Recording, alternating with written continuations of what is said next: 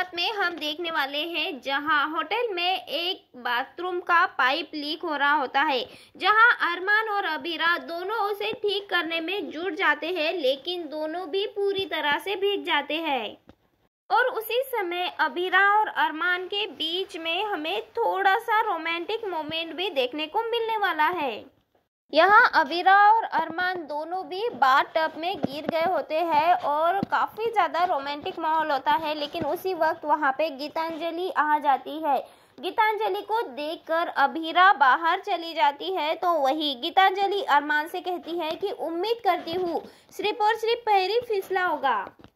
वही दूसरी ओर मैनेजर, जो कि मैनेजर भूत बन के डरा रहा है सबको, वो दादी सा और मायरा के सामने आता है और ड्रामा करते हुए कहता है कि इस रिसोर्ट में भूत है, इस रिसोर्ट की पुरानी मालकिन की आत्मा है।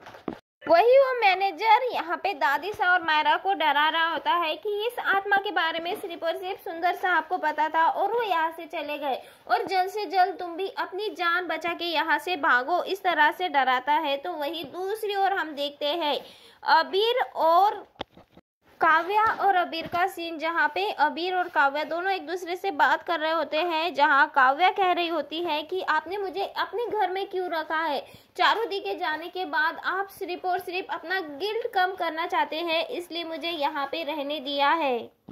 यहाँ पे अबीर अपनी सफाई देते हुए कहने वाला है कि जो मैंने तुम्हारे साथ किया है ना, उसका कोई भी भरपाई या फिर कोई भी गिल्ट कम कर नहीं सकता। मैंने जो तुम्हारे साथ किया है वो मुझे हमेशा ही गलत लगेगा और मैं उसका गिल्ट कभी भी कम नहीं कर सकता। मैंने उस टाइम तुम्हारा साथ नहीं दिया, तो मैं अब तुम्हारा साथ दे रहा हूँ ताकि तुम दोबारा से मुस्कुराने लगो, अपनी लाइफ में एक बार फिर से उसी तरह से बन जाओ। तुम सही रास्ते पे आ गई ना, तो फाइनली मैं खुद से नजरें मिला पाऊंगा। और उसी वक्त वहाँ पे काव्या के माँ और पापा दोनों आ जाते हैं। तो वही यहाँ पे चाची जी को गलतफहमी हो जाती है, तो वो कह देती है तो बात यहाँ तक पहुँच गई है, तो इसके कपड़े पहनकर बाहर घूम रही है, इसका हाथ पकड़कर घूम रही है। तब यहाँ पे अबीर कहता है कि चाची जी ऐसा कुछ भी नहीं है, आपको गलतफहमी हो रही है। तब यहाँ पे चाचा जी कहते हैं कि देख काव्या, तू इतने दिन तक यहाँ रही, मैंने बर्दाश्त कर लिया, लेकिन अब तू अभी के अभी अपने घर चढ़ रही है। यहाँ पे काव्या इनकार कर देती है। तब अबीर बताता है कि काव्या अभी दोबारा से नशा करने लगी है।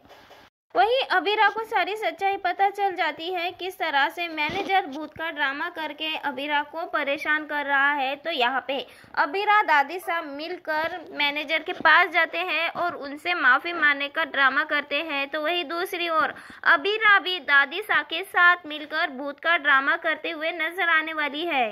मैनेजर को डराने के लिए दादी साहब का फुल लॉन भूत वाला मेकओवर कर लेती है अबीरा और मायरा मिलकर। अब यहाँ पे भूत बनकर अबीरा, मायरा, अरमान और दादी सा ये अच्छे खासे उस मैनेजर को डरा देते हैं और उसे सारी की सारी सच्चाई उगलवा लेते हैं, और सबके सामने यहाँ पे उसकी सच्चाई आ जाती है।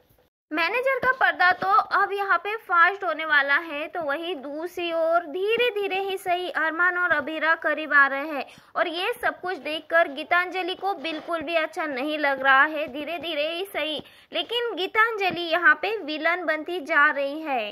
वेल दोस्तों, आप सबको क्या लगता है, क्या अरमान और अबीरा एक बार फिर से एक दूसरे के करीब आ जाए? अपनी राय कमेंट के जरिए हमें ज़रूर बताएं।